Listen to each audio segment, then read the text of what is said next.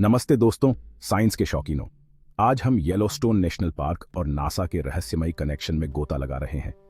आप येलोस्टोन को गीजर की दुनिया के तौर पर जानते होंगे, जहां 500 से ज्यादा गीजर हैं। लेकिन क्या आपको पता है कि ये नासा के जबरदस्त रिसर्च के लिए भी हॉटस्पॉट है? चलिए शुरू करते हैं येलोस्टोन के जियोथर्मल अजूबों के साथ। मशहूर ओल्ड फेथफुल गीजर से लेकर दिलकश ग्रैंड प्रिज्मेटिक स्प्रिंग तक, ये पार्क ताकतवर जियोथर्मल घटनाओं से भरा पड़ा है। लेकिन इस शो के असली सितारे हैं वो छोटे छोटे जीव जिन्हें एक्सट्रीमोफाइल्स कहते हैं। दशकों से वैज्ञानिक इन जीवों से रोमांचित हैं। अब नासा इस रिसर्च को नए स्तर पर ले जा रहा है ताकि एक बड़े सवाल का जवाब मिल सके। क्या ये सूक्ष्म जीव दूसरे ग्रहों पर जीवन खोजने की कुंजी हो सकते हैं? हाल के खोजों से पता चला है कि पृथ्वी और बाहरी अंतरिक्ष में हमारी सोच से ज्यादा समानताएं हैं। उल्कापिंडों, धूमकेतुओं और अन्य बाहरी पदार्थों के विश्लेषण से पता चलता है कि पृथ्वी पर पाए जाने वाले कई रासायनिक तत्व पूरे ब्रह्मांड में भी मौजूद हैं। साथ ही दूसरे ग्रहों और चंद्रमाओं पर भेजे गए मिशनों से पृथ्वी जैसी भूगर्भीय प्रक्रियाओं का पता चला है।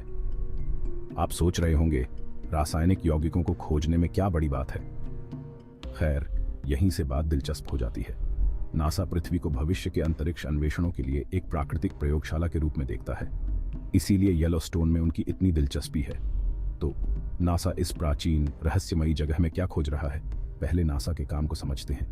1958 में स्थापित नासा का मुख्य लक्ष्य अंतरिक्ष की खोज करना और वहां जीवन की तलाश करना है।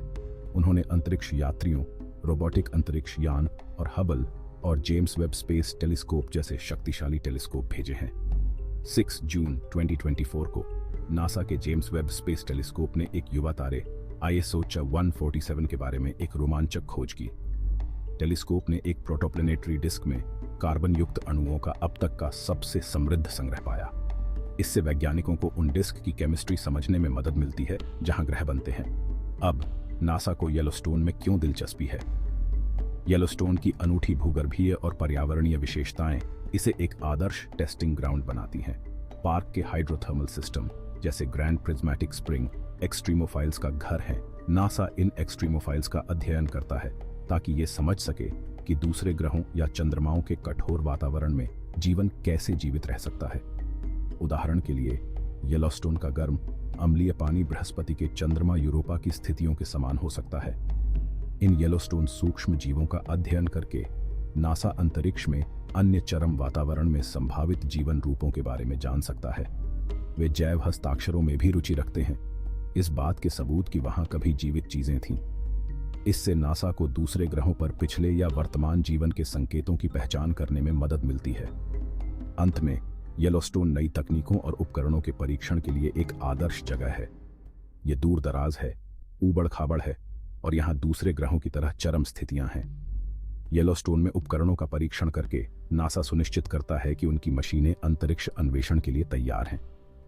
तो क्या आपको लगता है कि नासा की खोज हमें मंगल ग्रह पर जीवन को उजागर करने के करीब लाएगी? क्या येलोस्टोन यूरोपा और एनसेलेडस जैसे चंद्रमाओं के रहस्यों को उजागर करने में मदद कर सकता है?